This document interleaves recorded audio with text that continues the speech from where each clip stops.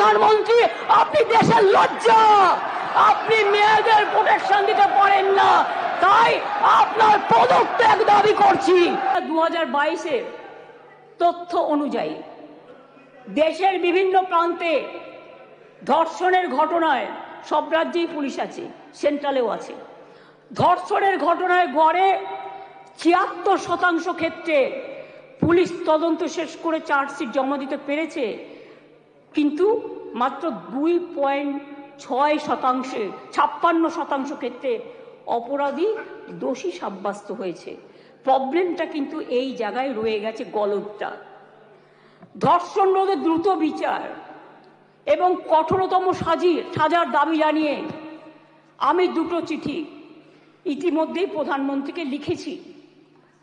আমি যেহেতু তার কাছ থেকে কোনো উত্তর পাইনি, উত্তর দিয়েছেন একজন উইমেন অ্যান্ড চাইল্ড ডিপার্টমেন্টের মিনিস্টার, কিন্তু তিনি যে উত্তর দিয়েছেন সেটাকেও কাউন্টার করে আমি প্রধানমন্ত্রীকে জানিয়েছি। যদি দিল্লি নিজে এই চিঠি দুটো, স্যার সবার জ্ঞাতার্থে বার্তা একটু দিয়ে দেবে টেবিলে, আমি প্রধানমন্ত্রীকে লেখা চিঠিগুলো এখানে পেশ করলাম। ন্যায় সংহিতা বিল যখন প্রথম তাড়াহুড়ো করে পাশ করা হয় নির্বাচনের আগে, আমি বারবার স্বরাষ্ট্রমন্ত্রীকে বলেছিলাম এটা তাড়াহুড়ো করে করবেন না, এটা আমাদের রাজ্যগুলোর সাথে আলোচনা করুন। শুধু একটা চিঠি দিলে দায়িত্ব শেষ হয়ে যায় না। আমি অনেকবার অপোজ করেছি যে এটা কিন্তু রাজ্যকে কনসাল্ট করা হয়নি, মনে রাখবেন।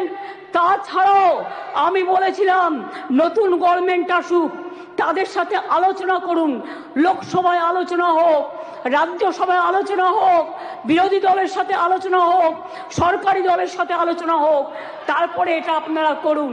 কিন্তু সেটা তারা করেননি। তাই আজকে বাধ্য হয়ে আমরা সারা দেশের মেয়েরা যাতে সুফল পায়, মনে রাখবেন আজকে বাংলাকে নিয়ে শুধু বদনাম যারা করছেন, বাংলার সম্মান নিয়ে ভাবুন।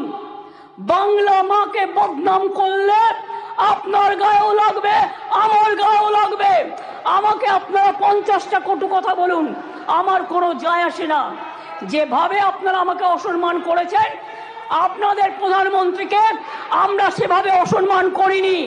কখনো ভেবেছেন যে আপনারা যেভাবে আমার বিরুদ্ধে বলছেন, আমাদের দল যদি সেভাবে প্রধানমন্ত্রীর বিরুদ্ধে বলে, স্বরাষ্ট্রমন্ত্রীর বিরুদ্ধে বলে, আপনাদের মুখ্যমন্ত্রীগুলোর বিরুদ্ধে বলে, আপনারা তখন কি দেখবেন?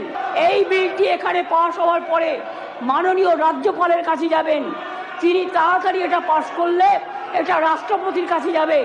রাষ্ট্রপতির কাছে গেলে এটা আইনে পাশ হবে, এবং এটা আইনে পাশ হলে এটা একটা ইতিহাস হয়ে থাকবে, এবং সব রাজ্য এটাকে আগামী দিন মডেল করবে, মনে রাখবেন। আর প্রধানমন্ত্রী করতে পারেনি বলে আমরা করেছি। প্রধানমন্ত্রী, আপনি দেশের লজ্জা। আপনি মেয়েদের প্রোটেকশন দিতে পারেন না, তাই আপনার পদত্যাগ দাবি করছি। স্বরাষ্ট্রমন্ত্রীর পদত্যাগ দাবি করছি, বিজেপি মন্ত্রীদের পদত্যাগ দাবি করছি, রাজ্যে যে মুখ্যমন্ত্রীরা আছে পদত্যাগ দাবি করছি।